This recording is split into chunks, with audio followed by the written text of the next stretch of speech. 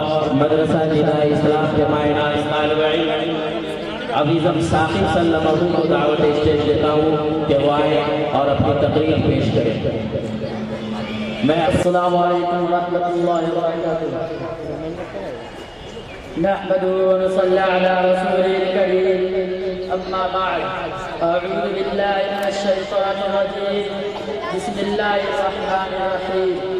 ذلك الكتاب لا ريب فيه هدى للمتقين.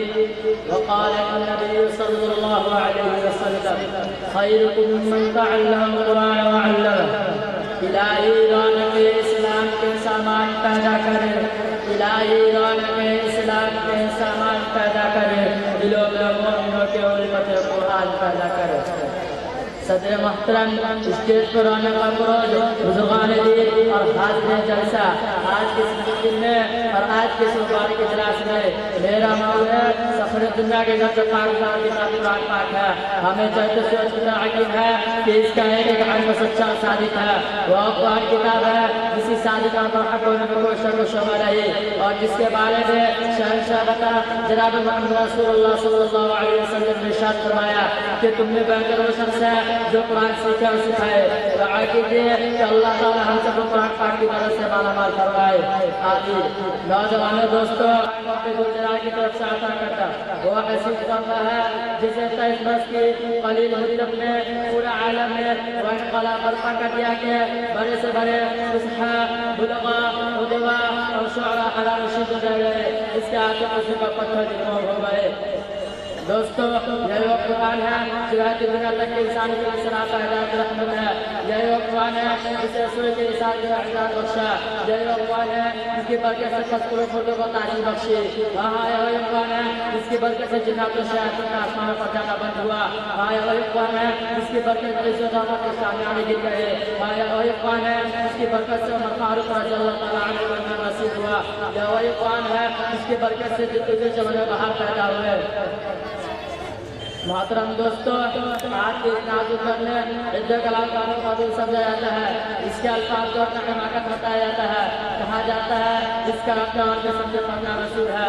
افسوس سر افسوس، اس قرآن پاک کے بارے میں ہمارے آقا کے اس کے بارے میں شہنشاہ بتا جناب محمد رسول اللہ صلی اللہ علیہ وسلم نے ارشاد فرمایا کہ اقرأ ورتل ورتل كما كنت ترتل في الدنيا فإنما أنزلنا إليك فاقرأها. کہ قیامت کے دن حامل قرآن سے کہا جائے گا قرآن پڑھتا ہے جنت میں جب جو چلتا جا اور ٹہر کر جیسا کہ دنیا میں ٹہرنا پڑتا تھا.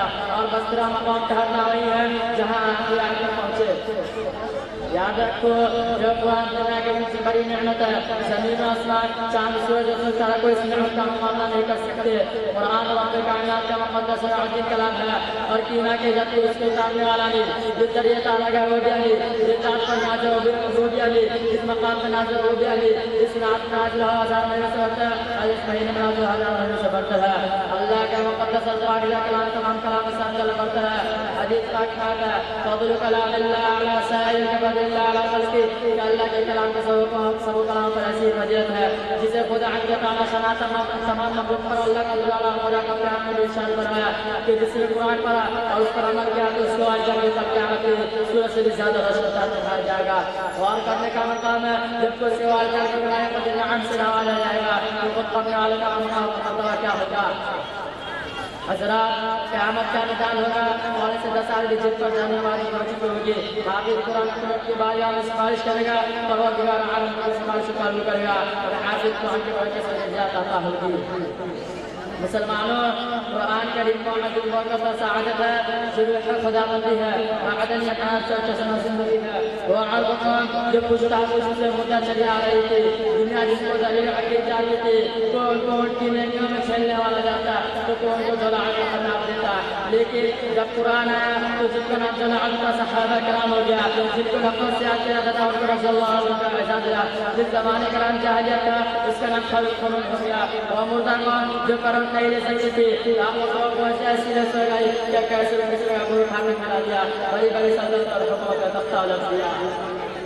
مسلمانوں سمجھو اور ہوشیار ہو جاؤ، غفلت کا پردہ چاک کر تو آنکھ پاک سے وابستہ ہو جاؤ، ورنہ یاد رکھو میں تاریخ کبھی معاف نہیں کرے گی۔ حاضرین جلسہ جاہی تاسع آزا کے آپ کے قدم خالہ میں جو آنکھ پاک کے رائے سلطان رکھی، اسی کو لے کر وہ آگے میرے کامیاب جو میں چلتی چلے گئی۔ وہ قرآنی تھا جس کی برکت سے جگ کے بدن میں کسی سب میرا آگے مکہ کی قسمت بن گئی۔ آج ہم ہیں کروڑوں میں مگر دوسری کو ہم پر سوال ہے، جان ہماری محفوظ رہی، مال ہماری محفوظ رہی، رسول اللہ سے ہماری خلوار ہے، نہ ہماری مساجد محفوظ ہے، نہ ہمارے مدارس محفوظ ہے، ظلم و ستم کی چکی ہمارے لیے گھوم رہی ہے۔ مسلمانوں ایک دور وہ تھا کہ مسلمانوں میں مقابلہ ہمارے کی بڑی ضرورت ہے۔ اس دشمن خدا اس رسول کے پاس طاقت اور قوت ہے، 7,000 فوج کا لشکر جدار ہے، مسلمانوں کی فوج کا سجا ہے، اسلامی فوج کے کمانڈر حضرت خالد بن ولید رضی اللہ عنہ ہے۔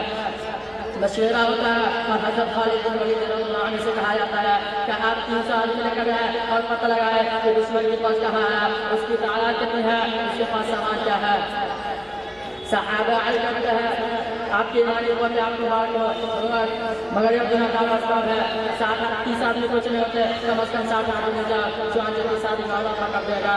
میری رائے پر صحابہ کا اطلاع کی ضرورت نہیں، ہم اس سے مقابلے کے لیے کافی ہے۔ سب نے جب سوالوں نے کہا ہمیں شوق شہادت جب شہادت سامنے تو دوسروں کی قدر تعال سے کیا پتا۔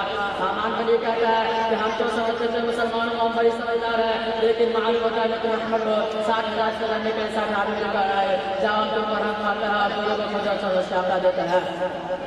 دوستو یہ ہاتھ رکھے اور سنیے، حضرت خالد بن ولید رضی اللہ عنہ فرماتا ہے کہ تو واعظ بن کر آیا ہے یا کمانڈر بن کر آیا ہے، تجھے شرم نہیں آتی اپنی وزیری کو آ کے مردوں کو سکھاتا ہے، تمہیں لڑنے کی طاقت و قوت نہیں، ہمارے اسلامی مظاہر لڑکا کو سن کر ہمارے کے لیے دشمن ہے، بہت کو حکم دیتا ہے کہ پکڑ کر 60 آدمی کو 4,000 کا حملہ ہوتا ہے۔ صحابہ کرام نے گھس جاتے ہیں، گالی کہتا ہے رسول خدا کے جان والی سوائے گھستے ہوتے نظر آتے ہیں، پھر پتہ نہیں کہ ہوتا ہے، سوائے تلواروں کی چوک رکھا تھا کہ کچھ نظر نہ آتا تھا۔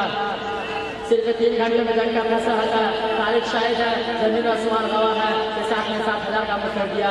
حضرات میں پوچھنا چاہتا ہوں کہ وہ کون سی چیز تھی جسے صحابہ کرام نے طاقت اور قوت پیدا کی؟ 1000 جو قرآن پاک تھا جس نے 1,000 پر بھاری کر دیا۔ کسی نے سچ کہا ہے وعدہ غلبہ ہے مومن کے لیے قرآن نہیں ہے، وعدہ غلبہ ہے مومن کے لیے قرآن ہے، پھر جو غالب نہیں ہے کس ایمان ہے۔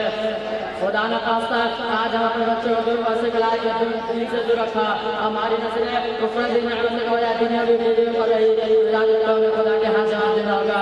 اسی پر میں اپنی تقریر کا ختم کرتا ہوں، دعا کیجیے اللہ کا اللہ تعالیٰ ہم سے سکھانا اس پر عمل کرنے کی توفیق نصیب فرمائے۔ ہمارے